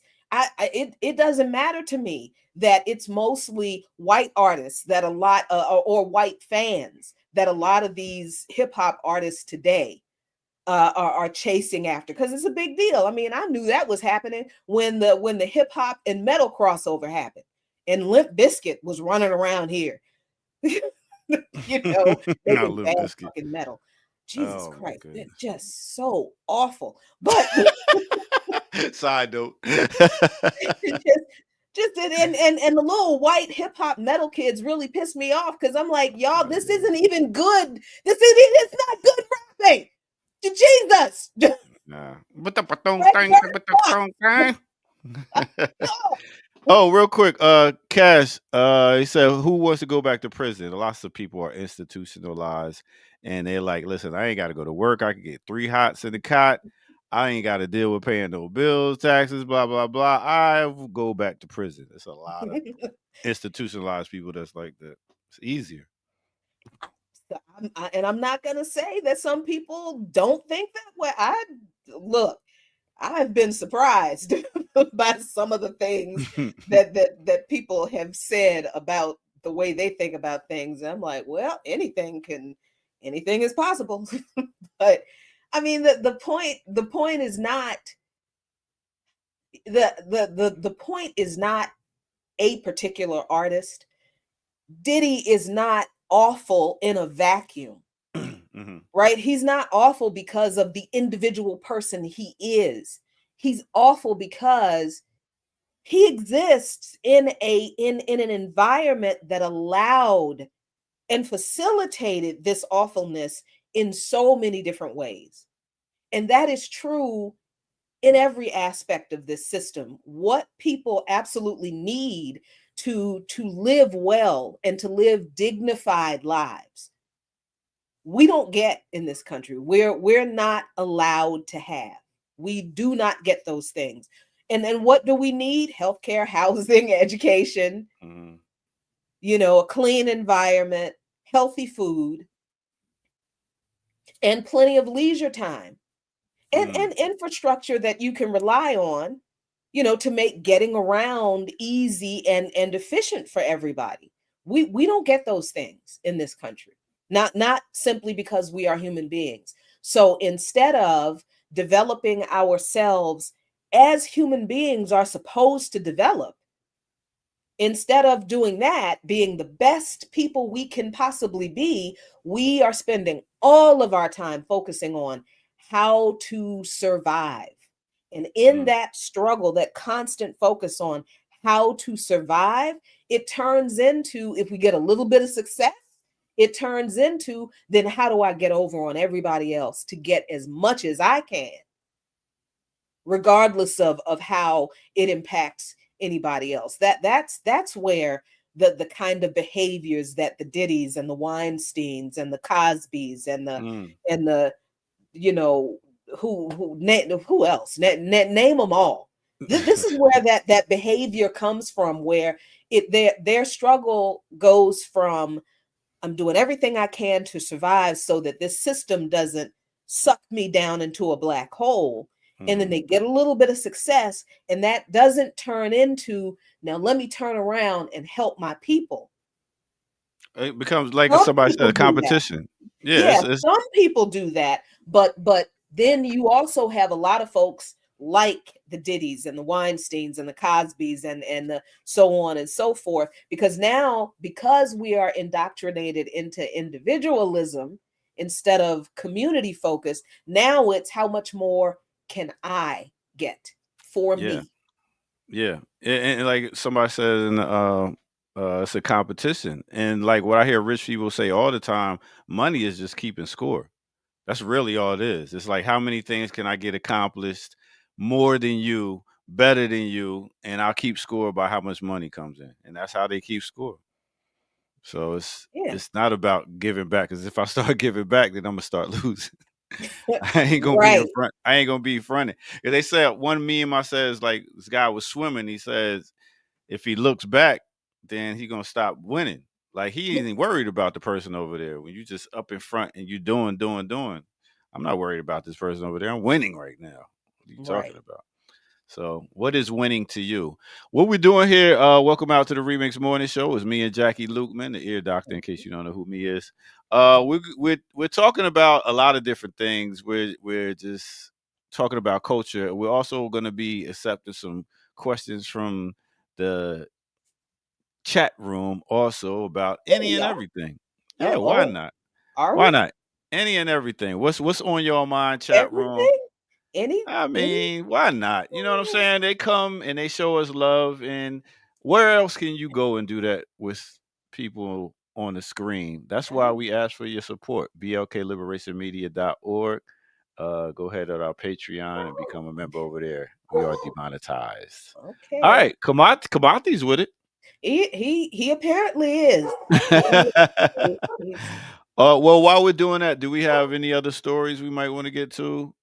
Yeah, this is interesting. It's interesting and a little bit terrifying, but yeah, is it any less terrifying or more terrifying as What? everything else that's going on? But yeah, Google starts sharing all your text messages with your employer. Cool. Thank God. Microsoft triggered a viral furor when it revealed a Teams update to tell your company when you're not at work. Now Google has done the same. Forget end-to-end encryption. A new Android update means your RCS and SMS texts are no longer private. Wow. But there is a caveat. This is a conditional. As reported by Android Authority, Google is rolling out Android RCS archival on Pixel and other Android phones, allowing employers to intercept and archive RCS chats on work managed devices. All right. In Okay. simpler terms, your employer will now be able to read your RCS chats in Google Messages despite Damn. end-to-end encryption. This applies to work-managed devices and Okay. doesn't affect personal devices. And in certain regulated industries, it just adds RCS archiving to existing SMS archiving. This is what I really want us to Now read that again. focus on. This applies to work-managed devices and does not affect personal devices. So if you work at a job and they give you, as a part of your job, they give you a tablet and a smartphone, that those are work-managed devices, right? Yep. But if you thought they weren't already looking at your shit, right? then you need to not be in it. You don't need a job if you don't realize that these people are looking at your stuff on the device that they paid for, that they gave you. Come on now. So this is why. And in certain regulated industries, it just adds RCS archiving to existing SMS archiving. This means they were already looking at your information. They just added this additional archiving to. So the government, if you are a government contractor or you are a federal employee or a state employee and you have a smartphone or a tablet or a laptop from the federal or government or state agency, they've been looking at your stuff. And if they haven't been looking at it, they have always had access to it. That has, and I know this is true because I was a government contractor. They gave us all a BlackBerry, and they definitely knew where we were all the time. If they called and like, hey, can you come in and work on this proposal? They knew that I was not in the office. They said never look a gift horse in the mouth. They give you something. Remember, they're giving you for your reason. Ain't nothing in this capitalist system free. Except for the 5-finger discount that you might be able to. Anyway, the article goes on to say, but employees in regular organizations view texting as different to emailing, especially given the expectations around end-to-end encryption. Stop thinking this. Y'all, if your job gives you a device to do your work for that job through, not only do they expect you to always be on call, there is no time off. Never. If they give you a cell phone. Remember, a cell phone ain't nothing but a computer chip put in your arm, but it's in your pocket.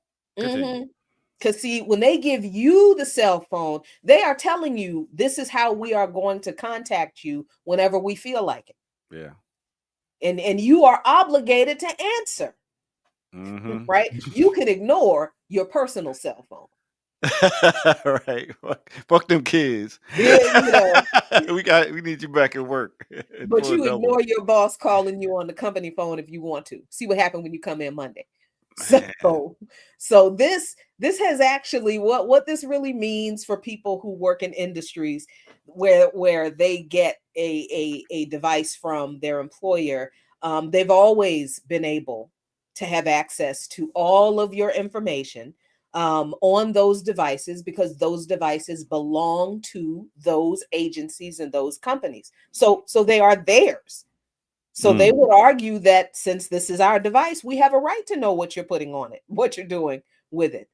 Well, now this just means they've added another layer of access to text messages specifically. So Leia has a question. What if you have Microsoft Teams app on your personal phone for work? Black Liberation Media. If the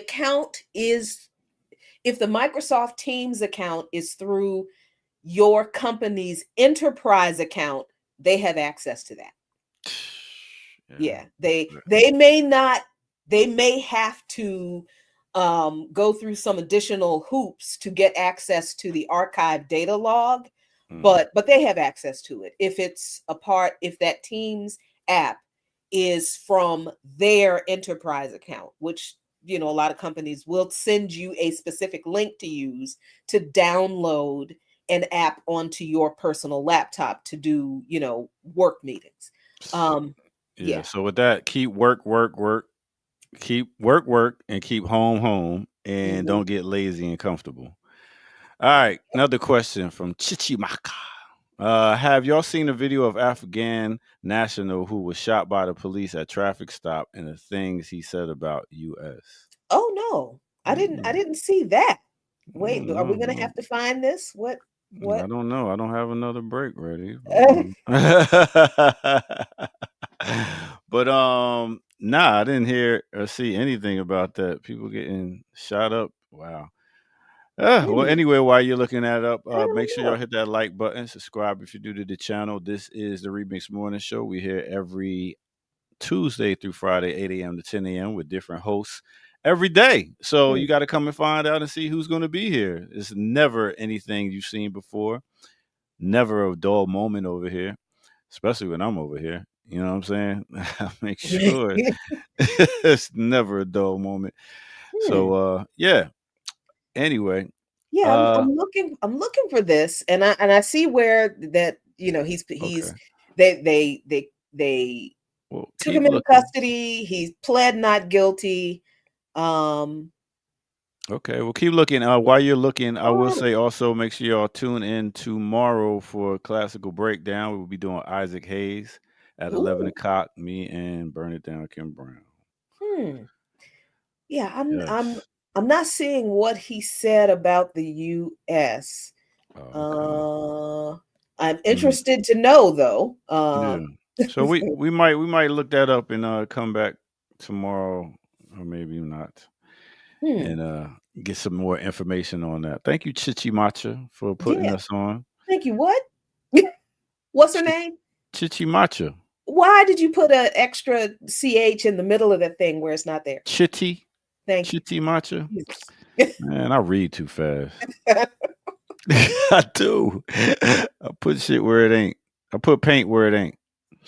Okay, Chitty. I'm not sure who this is that Chitimacha is talking about because it's not the same guy. Okay. Because the man who shot the two National Guard members is in custody, All and right. he was in court yesterday, last week, something or other like that. But anyway, he pled not guilty No, to okay. it and shouted out, "God is great" in court. God is great. Well, I and mean, then somebody in the back was like, "Won't he do it?" All all right. We got another question. I'm working a day job and organizing at night. I love what you both said and wondering if y'all and the remixers could comment again on work and life balance, please. work-life balance. That don't exist in this country. Does not exist in it. Uh, And as for us organizers, that's look, I'm the wrong person to talk about mm, because the only reason I'm able to do this show now is mhm, because I'm not working, because I'm on disability because of the kidney transplant that may end next year because I think they only allow you to be on for like 3 years after a transplant because they do expect you to fully recover, which is technically not true. But anyway,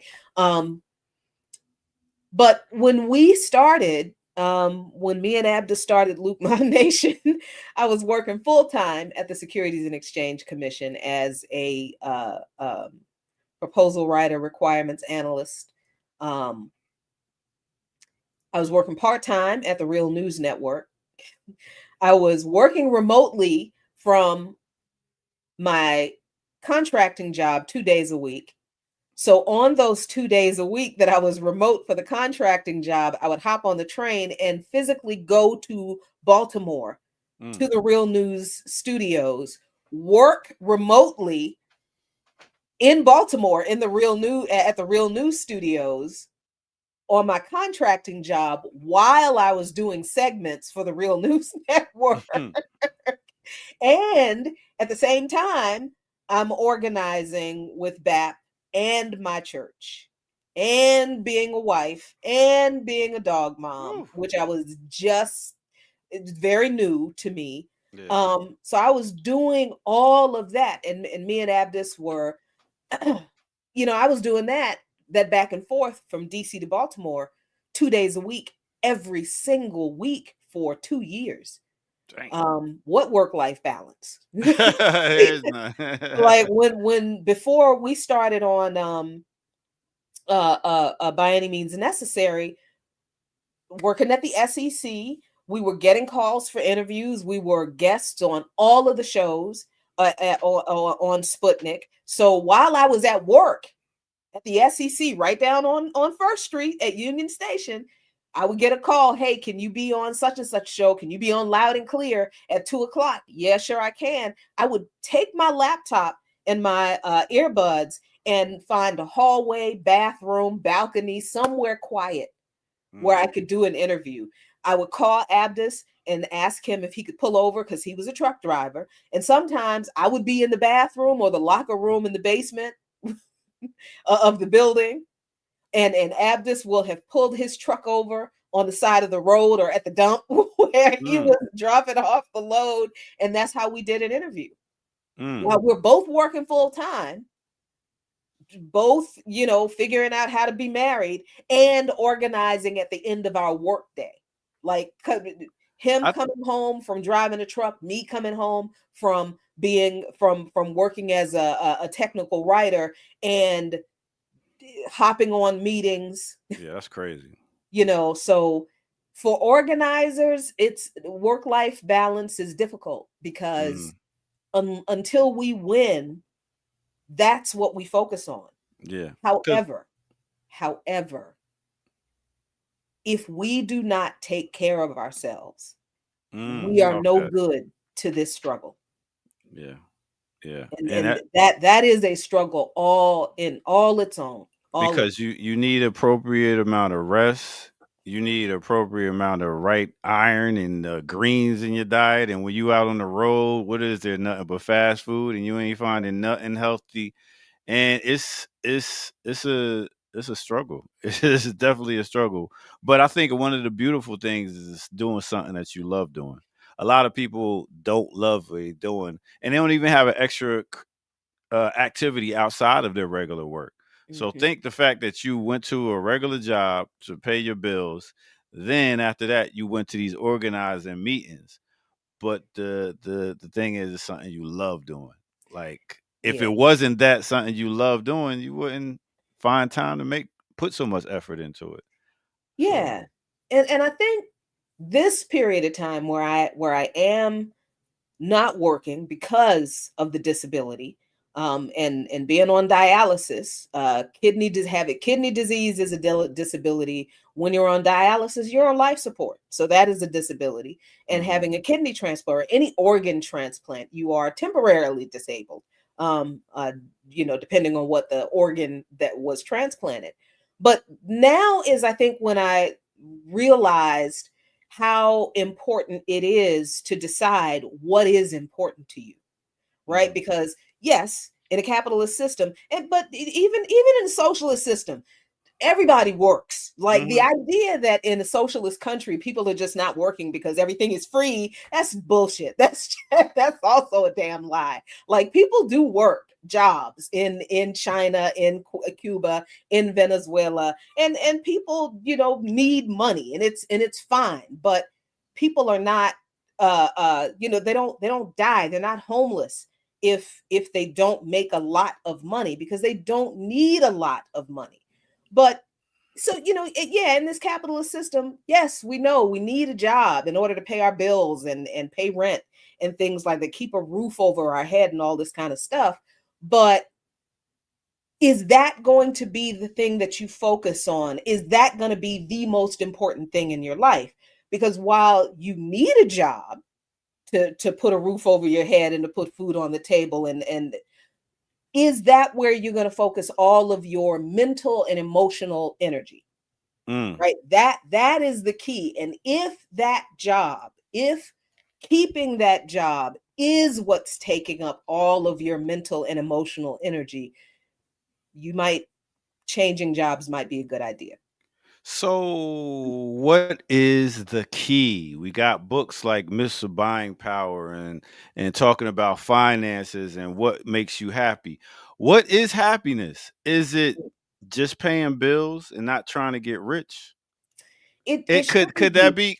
Because I mean, like when I'm not stressing trying to figure out, oh, how I'm gonna get more money, how I'm gonna get more money, I'm taking a nap, I'm chilling out, having a Yep, good time, and yep. you know what I'm saying. But and then it's like, okay, well, I got this little job, I'm making my money, I'm comfortable, I'm paying bills, I'm not advancing like, oh, I'm gonna go here, there, and get all this money and do that, but I have time, Right. and isn't that really freedom? Time. I I feel like it is. I mean, because then that way your time it's yours. Yeah, it's yours. Your time is yours, and you decide what is valuable to you that you want to fill with, fill that time with. That I think is the difference um between socialist communist societies or even any society that is not steeped in capitalist Mhm. dictatorship, but like and settler colonial hyper individualism that this society is. We believe that happiness is wealth. We believe that Yeah, wealth is happiness, um, and but there's different definitions to wealth, right? well, yeah, that this is true. But in this Yeah, country, the only definition is money. That's it. That's it. People good people money. don't think of joy as a manifestation of wealth or Hmm. success. And so I think I probably focus on the word success more because that had always been like an issue for me and my Mm. self-esteem. Um You're not like successful. what yeah, like what does it What it mean look like? to be Yeah, successful? Right? Well, what does that mean? If am I not successful if I don't have a college degree? Because that's how I was made to feel. yeah. Facts. That's how I was made to feel that my opinion, my analysis, the way I understood things about politics was invalid, didn't matter because I didn't have a college degree. So what the hell did I know? Right? And then you begin to question your life choices because, well, why don't I have a college degree? How could I be so foolish and short-sighted? And it took me a long time to get to the point, ear doctor and y'all viewing, and it took me a long time to get to the point where I realized not everybody needs to go to college to be legitimate. Mm-mm. The piece of paper from an institution does not confer upon you legitimacy or knowledge or intellect. Going to college doesn't give you those things. Going to college helps you organize your thoughts, Mm-hmm. it teaches you how to study, how to research. It teaches you a level of discipline, Mm-hmm. that okay, cool. Time management. Teaches you how not to be a kid anymore. Yes, and that Yeah. and that's well, some people because Some clearly, people, you're right about that. You're right about that. but clearly, Or it could teach you how to be a kid for the rest of your life. and get away with I'm it. not talking about y'all frats and fraternities and am I? but but but it took me a long time to break away from that indoctrination that told particularly black people that success means highly educated, and highly educated means college degrees, as Mhm. many as you can. And so I had to struggle with this whole idea that I am not intelligent, I am not um I don't have anything valuable to offer, I'm not smart, and I'm not successful because I didn't finish college. Yeah. Right? You the work that it takes us to dismantle this type of capitalist focused indoctrination is so much. um and even that is a part of like the work life balance question, because then you have to think of like how much of a toll it takes on you to realize that a lot of your um personal feelings of shortcomings or what, that's what this comes from, that's what it comes Mhm. from. A lot of us have, these really bad self-esteem issues, and I think this is another reason why we don't know how to get along with each other, because we're all beaten down by this system. And what we're all told, hey, if you don't have a fat bag, if you don't have a bunch of degrees, if you're not pushing the latest car, if you're not able to buy $1 million home, then you ain't making it. You ain't successful. You're nothing in this society and in this country. God, that's what we grow up in, and that's what we spend our lives aspiring to. Some of us realize, wait a minute, this is killing us. Yeah. There's got to be something better than this. And then we go on this kind of journey to pursue what better than this is. And I think that's where we find that balance. That's where we start to shrug off some of this stuff that we've learned and free ourselves from that indoctrination. And that's where I think we find this balance. Because once we start chucking off some of these expectations that this system puts on us that are false, that keeps us on this treadmill, that's when we realize, oh wait, I can do something else. Hey, I do tell my something that I kids, love, but it doesn't have to be a struggle. nah, I tell my kids all the time, I'm wealthy due to my relationships. I have so many relationships with people where if I need something, I just call. I just make a call, and it's really about that. I mean, great conversation with you today, Jackie. We touched some news. We touched a lot of different topics. Thank y'all, chat room, for chiming in with your questions and for just being here with your intelligence. What you got coming up, Jackie, on Darker Than Blue?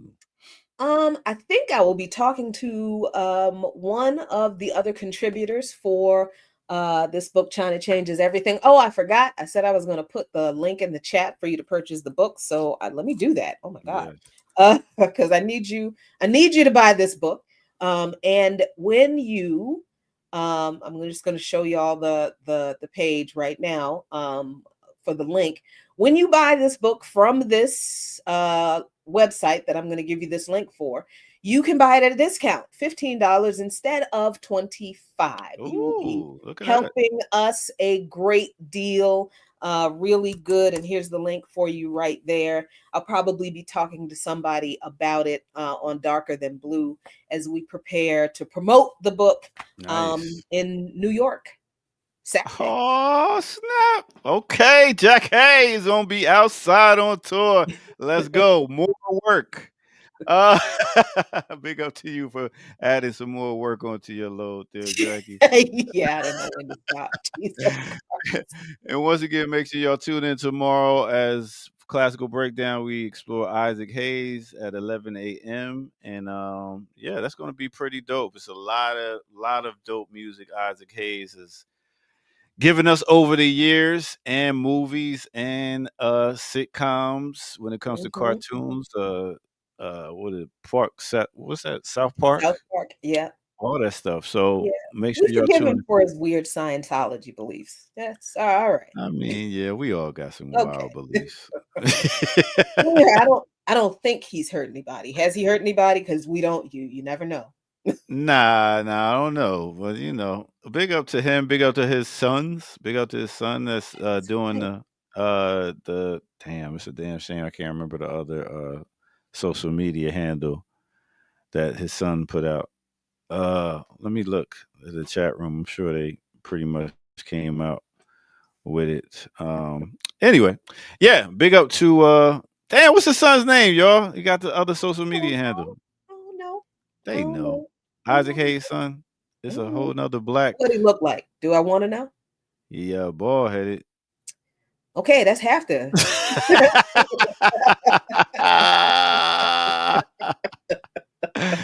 Damn, that's messed up. And we should definitely be supporting them also. I just can't remember the damn name. Which is it? Fan. What is it? Anyway. Damn. All right, we'll be back here tomorrow for some more of the Remix Morning Show. And yes, make sure y'all tune in. Tell a friend to tell a friend that it is on once again. Thank y'all. And we are out of this piece. So let me go ahead and put this up and let y'all know that we out. Peace, y'all. Have a great one. See y'all tomorrow. Bye. And don't rock the boat like this clown bald remix, remix,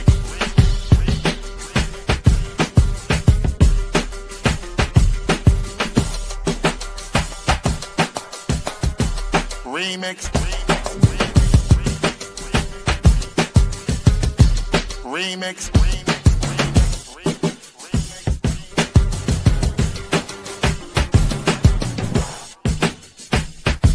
remix, remix, remix, remix, remix.